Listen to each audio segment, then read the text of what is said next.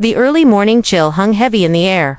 Settling over the small wooden cabin nestled at the edge of the sprawling prairie, Jack McCall, a rugged cowboy known for his quiet demeanor and weather-beaten face, sat by the window, nursing a cup of bitter coffee. Outside, the landscape stretched vast and unforgiving, rolling hills, scattered trees, and the distant outline of mountains hazed in dawn's first light. Inside, the cabin was humble but sturdy. A few essentials lay scattered around: a worn leather saddle, a well-used rifle resting against the wall, and a faded photograph pinned to a wooden bema, reminder of days long gone. Jack wiped the condensation from the window, a cold breath fogging up the glass. That's when he noticed words traced in the fog, delicate and clear. "Let me in." His heart skipped a beat. Who could have left such a message here, in this remote corner of the world? Jack's mind raced. He hadn't seen another soul for days. The nearest town was miles away, and the prairie was known to be as lonely as it was wild. He stood, hands instinctively reaching for his coat and boots. Outside, a figure appeared, silhouetted against the golden light, a woman. Worn but determined, her eyes searching. Jack didn't hesitate. He opened the door, letting the cold air sweep inside. The woman stepped in, shivering, her breath visible in the chill. "My name's Sarah," she said softly, voice steady despite the cold. "I've been out here a long time. I needed help." Jack nodded slowly, motioning her to the fire. As she settled in, the warmth thawing the chill from her bones, he couldn't shake the feeling that this encounter was no accident. The prairie was full of secrets, and Sarah was about to change his life forever. The fire crackled softly as Sarah pulled her coat tighter around her shoulders. Jack watched her closely, noting the dirt smudged on her face and the weariness in her eyes. This wasn't just a passing traveler, she had been through something. "I didn't mean to startle you," Sarah said, her voice barely above a whisper. "I was desperate. I saw the smoke from your cabin and hoped someone might be home." Jack nodded slowly, setting his cup down. "You're safe now, but out here, you've got to trust carefully." Sarah gave a faint smile. "I'm used to trusting no one." Jack studied her for a moment, sensing the hard edge beneath her calm. "What brought you out here, so far from the towns?" Sarah hesitated, then began to speak. "I was running from trouble, from men who don't care what they destroy." She didn't say more, but Jack understood. The West was a dangerous place, especially for a woman traveling alone. Jack poured her a cup of coffee, handing it across the small table. "You'll need strength for the road ahead. What can I do to help?" Sarah's eyes met his, a flicker of hope breaking through the weariness. "Maybe, I need a place to stay, just for a while." Jack looked out the window, the morning light growing stronger. He knew that helping her could bring danger, but he also knew he couldn't turn her away. "This cabin's not much," he said quietly, "but it's safe. You're welcome to stay."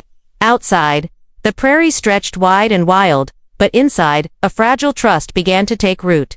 The days slipped by, each one marked by quiet routines and tentative companionship. Jack taught Sarah how to tend the horses, how to read the sky for weather, and how to move silently through the tall grass. She, in turn, shared fragments of her story, a life caught in the crossfire of greed and violence, chased by men who wouldn't stop until they found her. One evening, as the sun dipped low, painting the prairie gold and crimson, Sarah stood at the cabin's edge, her gaze fixed on the horizon. The vast expanse that had once promised freedom now seemed endless and lonely, filled with shadows she couldn't outrun. Jack joined her quietly. "You're not alone out here," he said, voice steady. "Whatever's chasing you, it won't find you here, not while I'm around." Sarah looked at him then, a mix of gratitude and fear in her eyes. "I don't know if I can trust that." Jack nodded. "Trust's earned, but you've got it from me." That night, the wind whispered secrets through the trees, and somewhere in the distance, the faint sound of horses' hooves broke the silence. Jack's jaw tightened. The danger was closing in. They had little time. Jack loaded his rifle, checking the ammunition with practiced hands. "We need to be ready." Sarah's hands trembled slightly as she helped prepare the cabin's defenses. "I thought I'd escaped it all." Jack placed a firm hand on her shoulder. "Out here, the past has a way of catching up, but we'll face it together." As darkness settled over the prairie, two figures emerged on horseback, their shapes blurry but unmistakable. The fight for safety had just begun. The night was thick and still, the kind of darkness that swallowed every sound except the soft crackle of the fire. Jack sat by the cabin door, rifle across his lap, eyes scanning the shadows beyond the flickering light. Sarah sat close by, wrapped in a worn blanket, her fingers nervously tracing the edge. The quiet between them was heavy, filled with unspoken fears and fragile hope. Suddenly, a faint noise broke the silence, the low rumble of hooves against dirt. Jack's head snapped up. They're close. Through the night, two riders emerged from the darkness, their silhouettes barely visible against the pale moonlight. Jack's grip tightened on the rifle. "Stay inside," he ordered quietly. Sarah nodded, heart pounding, as Jack stepped outside, the firelight casting long shadows behind him. The riders halted at the edge of the clearing, eyes searching. One called out, voice rough and challenging, "Jack McCall, we know you're here. Hand her over, and maybe you walk away." Jack's voice was steady but hard. "She's not going anywhere. If you want trouble, you'll find it here." The tension was thick enough to cut, and the standoff stretched as long seconds ticked by. Then, without warning, the riders spurred forward. Gunshots rang through the night as Jack fired from the porch, picking off one of the attackers. The other rider wheeled, retreating into the dark. Jack rushed back inside, pulling Sarah close. "This isn't over. They'll be back." Sarah's eyes shone with determination. "Then we won't be waiting." The prairie held its breath as the night swallowed them both, and the fight for freedom pressed on.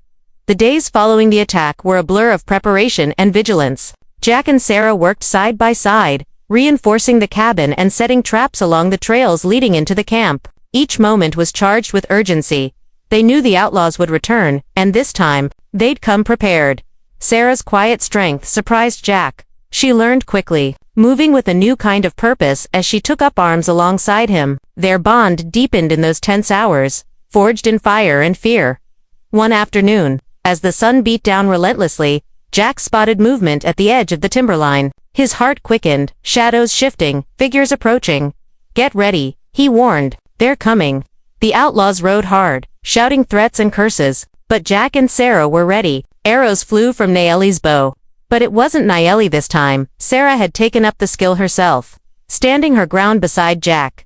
Gunfire erupted, echoing across the prairie. Jack's rifle cracked sharply, each shot a testament to his determination to protect what mattered most. The battle was brutal but brief. The outlaws, caught off guard and outmatched, broke and fled once more. Breathing heavily, Jack looked at Sarah, her face streaked with dirt and sweat but glowing with fierce resolve. "We're not just surviving," she said, voice steady. "We're fighting for a future." Jack nodded. Together. As the sun dipped low, painting the sky in fiery hues, hope flickered anew. The prairie was wild, and the dangers far from over, but with each other, Jack and Sarah were ready to face whatever came next. The prairie morning dawned crisp and clear, the sky painted in soft shades of pink and gold. Jack stood outside the cabin, looking out over the vast open land that had been both a battleground and a sanctuary. Beside him, Sarah gathered water from the nearby stream, her movements steady, calm. The long nights of fear and fighting were behind them now. They had faced down the outlaws, weathered the storms, and found something rare in the wild frontier: trust. Jack turned toward Sarah, the warmth in his eyes matching the rising sun. "You're welcome here," he said quietly, "not just for today, but for whatever comes next." Sarah smiled, the weight she'd carried for so long finally lifting. "I was scared at first," she admitted, "but you showed me that maybe there's more to this life than running." Jack took her hand, fingers rough but gentle. "We've got a long road ahead, but we'll walk it together."